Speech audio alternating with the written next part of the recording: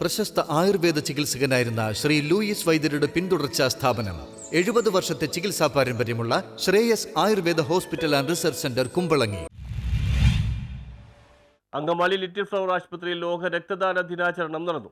ലോക രക്തദാന ദിനത്തോടനുബന്ധിച്ച് അങ്കമാലി ലിറ്റിൽ ഫ്ലവർ ആശുപത്രിയിൽ രക്തദിനാചരണം സംഘടിപ്പിച്ചു. Angamaly station police officer Ramesh A രക്തം ദാനം നൽകി ഉദ്ഘാടനം നിർവഹിച്ചു. ജോയി ആലുക്കാസ് ഫൗണ്ടേഷന്റെയും LF ആശുപത്രി ജീവനക്കാർ അടക്കം 50ഓളം പേർ രക്തം ദാനം ചെയ്തു. ജീവൻ രക്ഷിക്കുന്നതിലും പൊതുജനാരോഗ്യ സംവിധാനങ്ങളെ ശക്തിപ്പെടുത്തുന്നതിലും രക്തദാനത്തിനുള്ള നിർണായകമായ പങ്കിനെപ്പറ്റി ആളുകളിൽ അവബോധം വളർത്തുക, രക്തദാതാക്കളുടെ നിസ്വാർത്ഥ സേവനത്തെ ആദരിക്കുക എന്നീ ലക്ഷ്യങ്ങളോടെയാണ് എല്ലാ വർഷവും ലോകാരോഗ്യ സംഘടനയുടെ നേതൃത്വത്തിൽ ലോക രക്തദാന ദിനം ആചരിക്കുന്നതെന്ന് ആശുപത്രി ഡയറക്ടർ ഫാദർ തോമസ് വൈക്കത്ത് പറമ്പിൽ പറഞ്ഞു.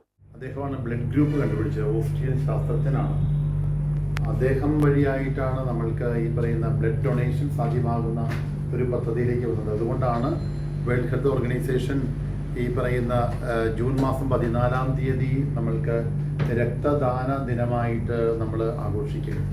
ഓരോ വർഷവും വ്യത്യസ്തമായിട്ടുള്ള ചിന്തകൾ കൊണ്ടുവന്ന് നമ്മുടെ വ്യത്യസ്തങ്ങളായിട്ടുള്ള ആപ്തവാക്യങ്ങളിലൂടെ നമ്മുടെ ജനങ്ങളെ ബ്ലഡ് ഡൊണേറ്റ് ചെയ്യാൻ വേണ്ടിയിട്ട് ഈ ദിനത്തിൽ പ്രത്യേകമായി രക്തം നൽകുക, പ്രതീക്ഷ നൽകുക, ഒരുമിച്ച് ജീവൻ രക്ഷിക്കാം എന്നതാണ് ഈ വർഷത്തെ ആപ്തവാക്യമെന്നും അദ്ദേഹം കൂട്ടിച്ചേർത്തു. ഒരു ജീവനെങ്കിലും രക്ഷപ്പെടട്ടെ രക്തദാനത്തിലൂടെ എന്ന് ഉദ്ഘാടനം നിർവഹിച്ചുകൊണ്ട് Angamaly circle inspector Ramesh A പറഞ്ഞു. Doctor Joseph, doctor Sukumaran, Joy Alukkas manager Manoj Scaria, sister Poojitha, sister Norberta എന്നിവർ സംസാരിച്ചു.